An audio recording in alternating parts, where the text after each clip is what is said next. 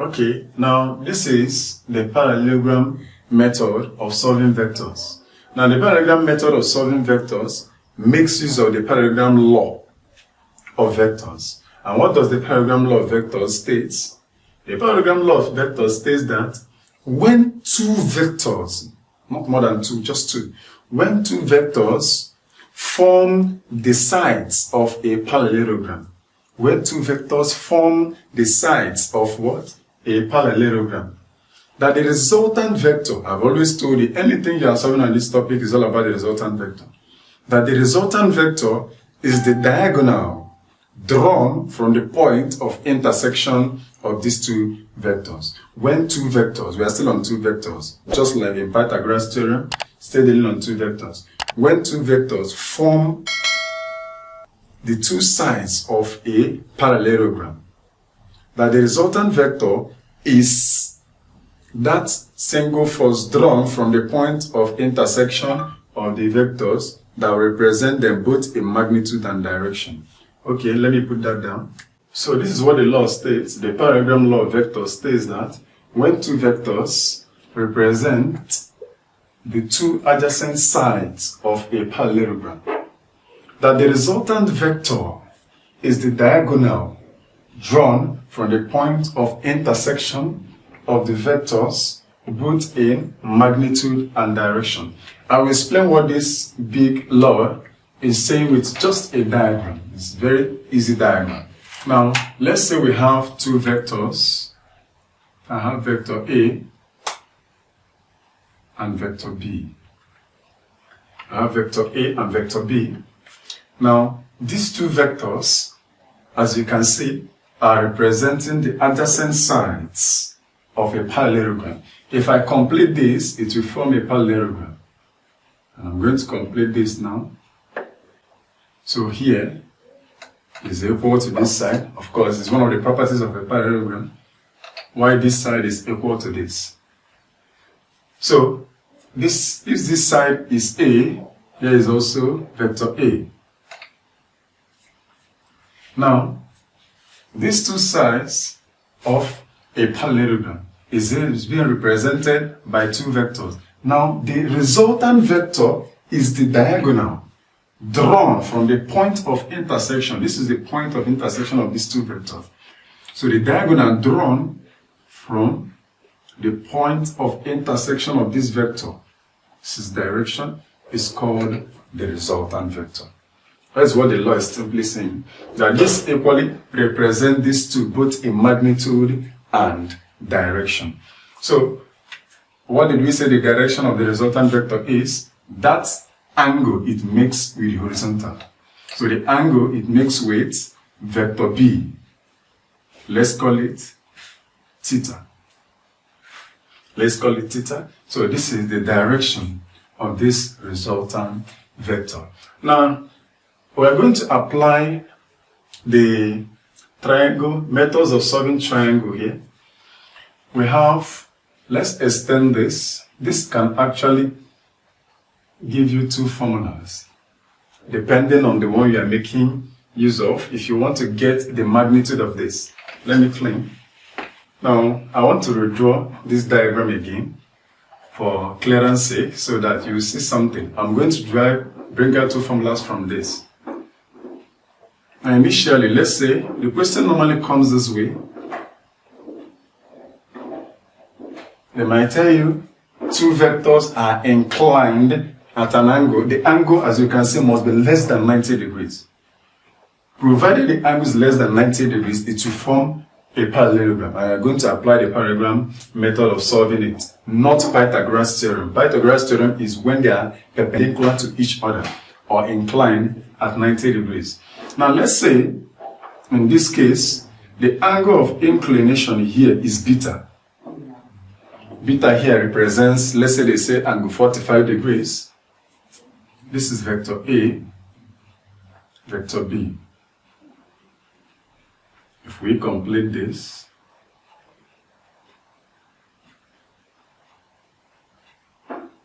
this is also vector A. Now, if you are making use of, for Jamb students, I always advise them to use this first method. this first method, because it's very direct and straight. Most textbooks will not teach you that. If you are making use of the already existing angle in the question, this is the formula you use to calculate your resultant. This is your resultant, R. Now, most students will always say that the direction of the resultant, that this line divides this particular angle given to you, angle beta, into two equal parts. That is very wrong. It does not. By calculation, we are going to see that it's not true, so always solve for it. Now, if you are making use of the angle beta, that is the total angle in which these two vectors are inclined at, you use this. The resultant vector R squared is equal to, applying our law of mathematics, we have A squared plus B squared plus 2AB cos beta. This is not a familiar formula. Please, this is straight and direct. If you are making use of this whole angle inclined, let's say that they said angle, this vector and this vector are inclined at angle 35 degrees to each other.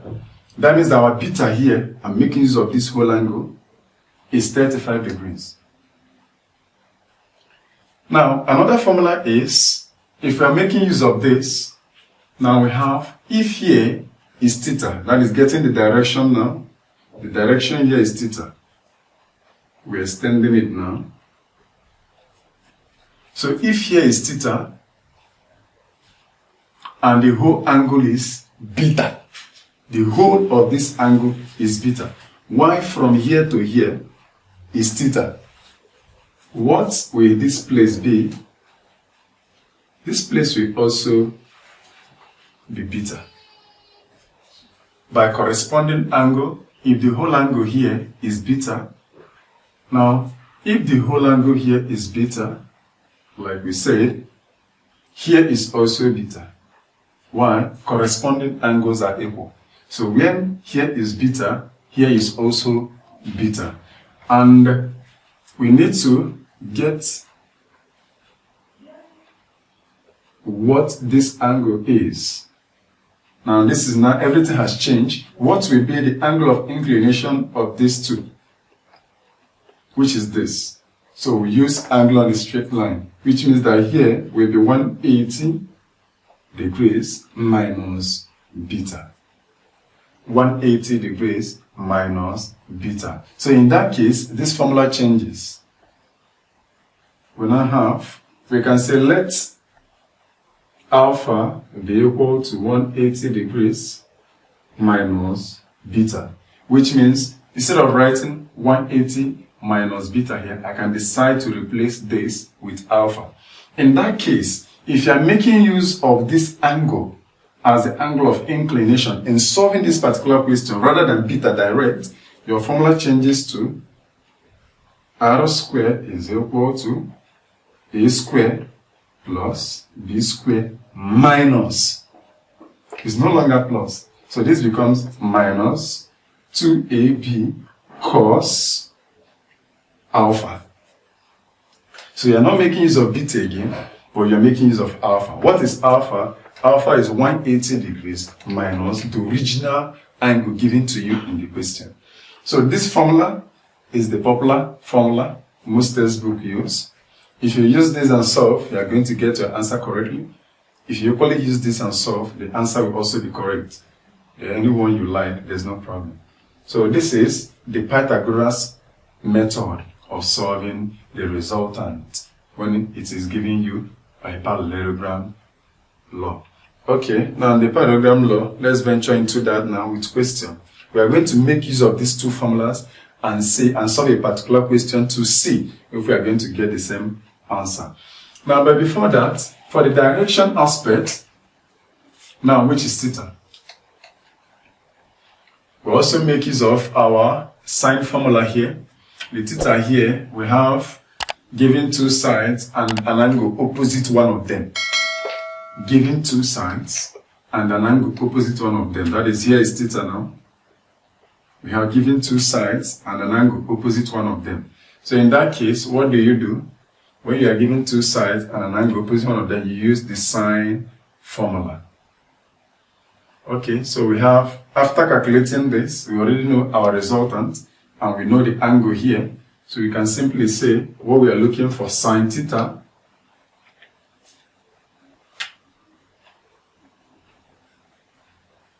divided by the side facing the angle, which is A, vector A, is equal to sine the angle here. In this case, the angle here is alpha, is equal to sine alpha divided by the side facing alpha, which is our resultant. So that is how you get your theta. So if you cross multiply, sine theta becomes A times sine alpha divided by your resultant. So after solving this, we take the sine inverse and we get our direction of this particular question. So let's go over to a question. We are going to make use of these two formulas and see if we are going to get the same answer for the resultant. Okay, we have an example on the board. We are going to make use of this to explain very well the formulas I wrote under this Paragram Law. For more questions, go to the past questions section and the exercises, both the Jamb past question and the post-Jamb past questions. You will see more questions on this and the exercises. Now let's go over to this. The question says, two forces, 10 Newton and 20 Newton, are inclined at an angle 60 degrees to each other.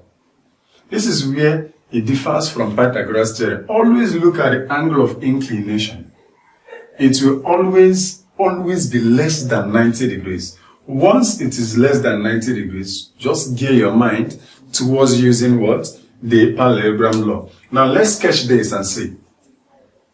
We have two sides.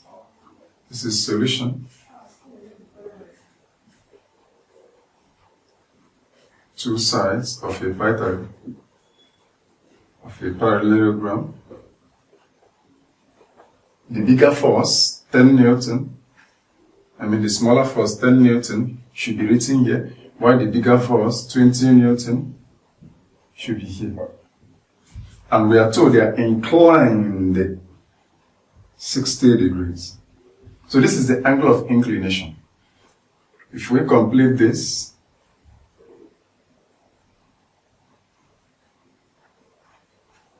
here is also 10 Newton.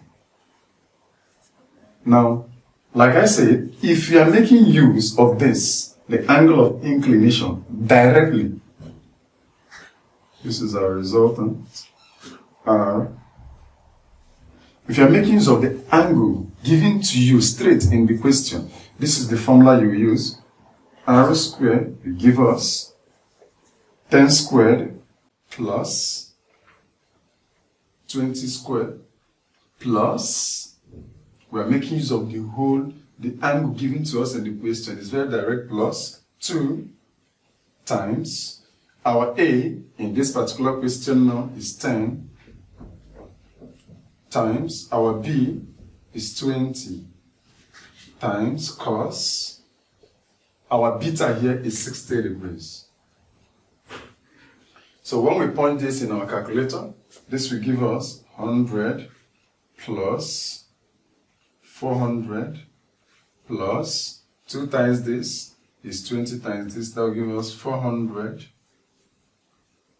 times cos 60 degrees. So we have that R squared is equal to 500 plus 400 times cos 60 degrees will give us 200. So this gives us R squared to be 700. But we know, but we are not looking for R squared, we are looking for R. Therefore, R is the positive square root of 700. Now, when you take the positive square root of 700, that will give us 26.5 Newton. So, this is the resultant of this. As you can see, in this question, they say, find the resultant force. If you end here, you have failed the whole question, because what you just got is the magnitude of this vector. What of the direction, which is theta? Please do not say that this magnitude, this line, divides this into two equal parts. Most students will say that the direction is 30, here will be 30 degrees. No. Let's solve and see what the direction is actually. So we have here theta. But before we solve for the direction, let's make use of the second formula to see if we are going to arrive at the same answer here, 26.5 Newton. Now, in the second formula, it says, now this time around, we're extending this. If here is 60, the whole of this is 60.